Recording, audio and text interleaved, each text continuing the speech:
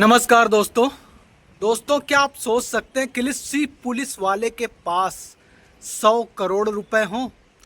मगर ये सच हुआ है।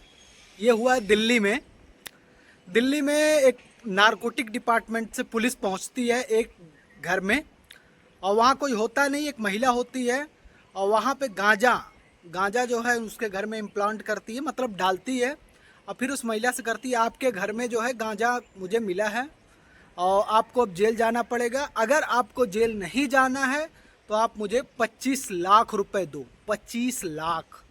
महिला बोलती है हमारे पास 25 लाख नहीं है, हम नहीं दे पाएंगे। फिर वो बोलता तब आपको जेल जाना पड़ेगा, आपके घर में गांजा मिला है। इस तरह से मतलब डराया धमकाया। फिर महिला ने 15 लाख में किसी तरह से, वो महिला मानती है कि मैं किसी तरह से 15 लाख की व्यवस्था कर सकती हूँ, मगर आप मेरे ऊपर कार्रवाई ना करें, मुझे जेल में न डालें। हालांकि इस पे वो जो होता है, सब इंस्पेक्टर होता है, वो मान जाता है। और वो महिला क्या करती है, बहुत ही बुद्धिमान होती है, वो सीधा चली जाती है सीबीआई के पास, क्राइम ब्यूरो इन्वेस्टिगेशन। वहाँ पहुँचती है और उसके बाद वो सारी घटना बताती है कि हमारे घर पे ऐसे ऐसे हुआ। अब वो 15 लाख रुपए में माने हैं, 15 लाख हमसे डिमांड करने हैं। सीबीआई बोलती है वो जैसा मांगते हैं वैसा करो, हम ये पैसे दे रहे हैं आपको, ये पैसे उनको ले जाके दे दो और हम समय पे पकड़ लेंगे। सेम वैसा ही हुआ जैसे सीबीआई ने जाल बिछा रखा था, सेम वैसा हुआ। वो महिला 15 लाख रुपए लेके गई, कांस्टेबल आया हुआ था, उसने अपने एक कांस्टेबल को भेजा हुआ था जो सब इंस्पेक्टर था नारकोटिक डिपार्टमेंट का, उसने भेजा हुआ था। वो आता है लेने, लेकिन जब उसको सीबीआई पकड़ती है तो वो भाग जाता है। भागने के बाद फिर जब आगे और कार्रवाई होती है, वो इंस्पेक्टर को जाके बताता है, इंस्पेक्टर फिर पकड़ा जाता है। इंस्पेक्टर की फिर घर प्रॉपर्टी सबकी जांच होती है तो पता चलता है कि इसके पास लगभग 100 करोड़ से ज़्यादा इसके पास की प्रॉपर्टी है। 100 करोड़ से ज़्यादा। और ऐसा नहीं कि यही एक भ्रष्ट है, और ये इसी तरह से ऐसे बनाया था, मतलब ऐसे सबको डरा के धमका के किसी को। आप ही सोचिए पुलिस कितना अपने पावर का मिसयूज कर सकती है। आप अभी जा रहे हो रास्ते में, आपको फंसा दे, हाँ, बोले कि भाई इसको मैंने ड्रग्स देखा है, फंसा दे, और आपके घर पे फ़ोन करे कि 20 लाख दो, नहीं तो फिर हम आपके लड़के को ले जा रहे हैं।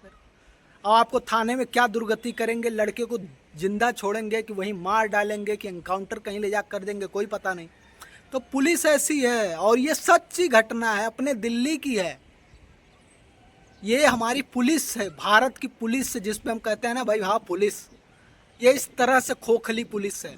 और ऐसा नहीं कि यही एक है, बहुत से ऐसे मामले हैं। अभी कुछ दिन पहले मध्य प्रदेश के एक इंस्पेक्टर थे, उनके घर में लगभग सैकड़ों करोड़ मिले। जब उनकी प्रॉपर्टी का जांच हुआ तो उनके मुंबई में बड़े बड़े विला है, और भी 100 करोड़ से ऊपर। फिर पंजाब में डीआईजी रैंक का कोई अधिकारी था, सरदार था, उस पर लगभग 250 करोड़ की प्रॉपर्टी मिली, लगभग 8-10 किलो सोना और पता नहीं क्या क्या मिले। उसके बाद अभी हाल ही में फिर लखनऊ में हुआ था ऐसे ही। लखनऊ में एक कांस्टेबल, सोचो कांस्टेबल जिसकी सैलरी महज 28,000 से 30-35 हज़ार तक होती है, उसके पास 25 करोड़ की हवेली थी। 25 करोड़ की वीडियो आप लोगों ने देखा होगा, अगर नहीं देखा होगा तो यूट्यूब पे डाल लीजिएगा, पता चल जाएगा। जो 20 करोड़ की 25 करोड़, 20 करोड़ ही मान लेते हैं, 20 करोड़ कम रकम नहीं होती। पूरी ज़िंदगी कमाओगे ना ईमानदारी से, पुलिस डिपार्टमेंट नहीं कमा पाओगे 20 करोड़, और उसके पास 20 करोड़ की थी। तो हमारा सिस्टम खोखला है, आरटीओ से लेके ऐसा कोई डिपार्टमेंट नहीं बचा है जो ईमानदार हो। सब के सब लूट रहे हैं, जैसे लूट पाते हैं सब लूट रहे हैं। अभी दोस्तों मैंने एक और वीडियो देखा जिसमें एक लड़का था, एक लड़का है, वो लड़का अमेजोन में काम करता था, जो अमेजोन कंपनी है उसमें काम करता था। उसका एक महीने की सैलरी है 10 लाख रुपए, 10 साढ़े 10 लाख, लगभग 11 लाख के करीब।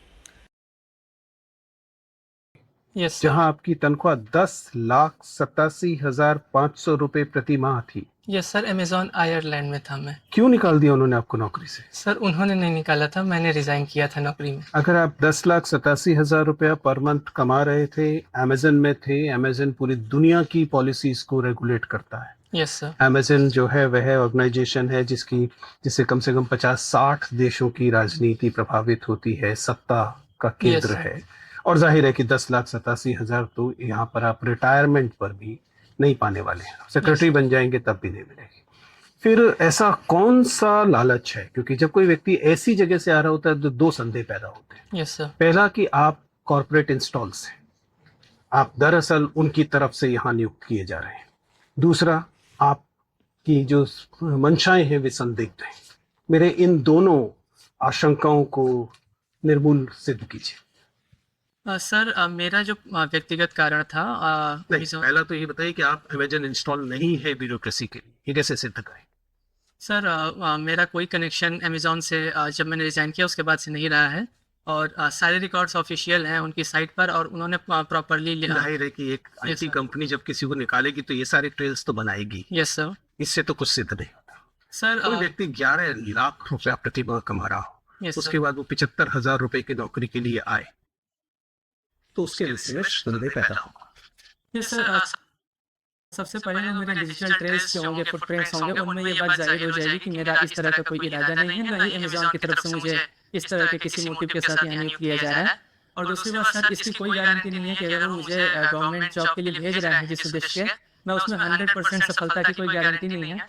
तो इस तरह से मुझे नहीं लगता कि अमेज़ॉन जैसी कंपनी किसी एक पर्टिकुलर कैंडिडेट पे दांव खेलेगी और उसे खेलना ही होगा। ठीक है। दूसरा, सर दूसरा सवाल आपने जो पूछा कि संदिग्ध मंशाएं जो हो सकती हैं, सर यदि उस तरह की कोई संदिग्ध मंशा मेरी व्यक्तिगत स्तर पर होती तो मुझे लगता है कि मेरी पिछली नौकरी ही मेरी उन सारी आवश्यकताओं को पूरा कर रही थी, तो मेरे पास कोई कारण नहीं है कि उन पर्टिकुलर मंशाओं के चलते मैं इस नौकरी की तरफ रुझान करूं। फिर आप अमेजन में, अब ये कैसे हो सकता है कि ये महोदय भर्ती होंगे और 75,000 महीने की नौकरी करेंगे? 10 लाख छोड़ के 75,000 हैं, अपनी सुख सुविधा छोड़ के। ये जाहिर सी बात है, जब सिस्टम में आएंगे तो बड़े बड़े घोटाले करेंगे, बेईमानी करेंगे, लूटेंगे और सबको परेशान करेंगे और अपनी तिजोरी भरेंगे। मतलब ये बहुत ही लंबा सोच के आएंगे अगर भर्ती होते हैं तो।